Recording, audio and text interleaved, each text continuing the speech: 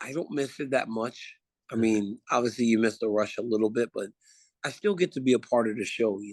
I call the fights. I'm around the fights. I'm busy. I'm probably busier now than I was even when I was fighting with all my TV obligations from ESPN to the volume and my YouTube channel and everything. So I'm just really busy, but very happy. At the Josh Barnett fight, I remember being like super nervous that was it too soon? Like, was I really ready for that level of competition? But I think after the fight, all those questions were answered. And I've always told people, I said, I became a man in fighting in that fight with Josh Barnett because I had to deal with so many challenges because of how long he had been in the game. So, but I think the biggest thing that I think about was I just remember thinking, is it too soon for this level of competition? But obviously, it was right on time. It was exactly where I needed to be. When I was done with wrestling, I was still ready I wanted to compete at something. I just didn't know what. My manager, Dwayne Zinkin, he had called me way back in 2001 and spoke to me about MMA. I told him I would do it after I was done with the Olympics. And I called him up and came to San Jose and saw Cain Velasquez and Josh Koscheck and all these great wrestlers doing so well. I just fell in love. It like filled that void that I had after I was done wrestling. I needed something competitively, and mixed martial arts was exactly what I needed. Bo Nickel. Bo Nickel is going to be really good at fighting. I think he's already good. He was a tremendous young wrestler, and he has a striking background. And I think that that's what's ultimately going to be what separates him from most of the young wrestlers coming up. I think Bo Nickel has a massive future ahead of him. I think starting at the heavier weight class allowed for me to feel comfortable going back. If I was a 205 pounder that just had to go up, there would be more reservations. But I had been in there my first 13 fights with heavyweights. So I had known what a heavyweight felt like. There was no secret to going back up and fighting for a championship. So it was just a familiarity of being in that weight class that allowed for me to have the confidence to go up and challenge Stipe Miocic for the belt. My greatest fight probably would be, in terms of my performance individually, was Dan Henderson because I beat him so bad. But in terms of like the best fight, it would either be Josh Barnett or Alexander Gustafsson, just because of how hard those fights were, how much both athletes left out there. Yeah, those are the two that stick out to me in terms of toughness, me having to dig deep to get through something and ultimately accomplishing and winning.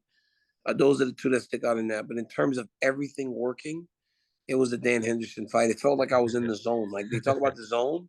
It was like nothing, anything I did just worked. Not regret. I don't regret anything I did. I don't like the last couple Stipe fights. I just didn't fight great. I didn't the second one I beat him so bad for the first 3 rounds. And then to lose in the way that I lost was ridiculous. And then the very last fight, I was older. I didn't really have it like I used to. Right. And so I just wish I had kind of stopped before that last one. Just wasn't the same guy anymore. I had a bad back injury after Derek Lewis, and everything went downhill from there. Nobody, I'm not gonna. I just told you. I just told you I don't like the last couple fights I had. Those were 2 years ago. I ain't fighting nobody else. I think there's some tremendously tough Korean fighters. Very talented, very good striking, wrestling. Overall, just well balanced athletes that are just continuing to get better and better and better. And I think that there are a lot of young stars that are going to come out of that region. The best fighter for me would be Alex Pereira. No question about it. I mean, what he has done has been tremendous. 3-0 and beat one of the greatest middleweights of all time in Israel Adesanya. Now, the best fight is a bit of a toss-up for me because I believe that while Glover Teixeira versus Yuri Prochazka will universally be loved because of the stakes, I thought the best fight for action, ebbs and flows, was Suma Darji versus Matt Schnell. For me, that was the fight. Being there, being in the arena, the energy, the way that it played out was, I couldn't have imagined when I walked into that arena on Long Island that I was going to see something like that. And it just has stuck with me this whole year. Right now, Yeah. the one I'm anticipating the most is Makhachev versus Volkanovski.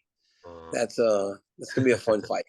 Alexander's trying to become a two-weight champion, and we saw how dominant Makhachev can be, right? So it's a very interesting fight because for as good as Makhachev has looked and how dominant he looks, I believe Volkanovski has a chance. And mm, that's what you want as a fan of the sport, right? You want two guys that are at the top of their game and you feel like both can win the fight.